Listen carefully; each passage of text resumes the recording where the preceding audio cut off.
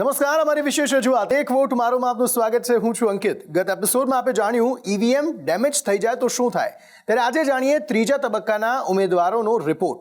ત્રીજા તબક્કામાં સૌથી વધારે ગુનાહિત ઇતિહાસ ધરાવતા ઉમેદવારોમાં કોંગ્રેસના 68 ઉમેદવારમાંથી 26 ઉમેદવાર છે. ભાજપની વાત કરીએ તો 82 ઉમેદવારમાંથી 22 ઉમેદવાર ભાજપના ગુનાહિત ઇતિહાસ ધરાવે છે.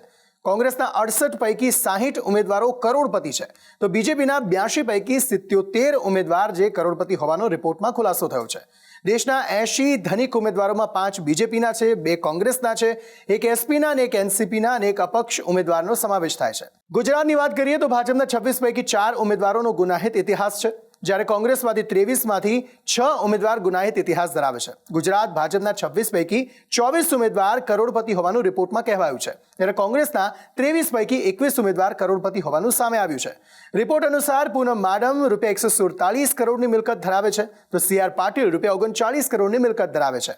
ગુજરાતના સૌથી વધારે દેવાદાર ઉમેદવારની વાત કરીએ તો ભાજપના પૂનમ માડમ પર 53 કરોડ રૂપિયાનું દેવું છે. કોંગ્રેસના ચંદનજી ઠાકોર પર ₹9 કરોડનું દેવું હોવાનો રિપોર્ટમાં ખુલાસો કરાયો છે.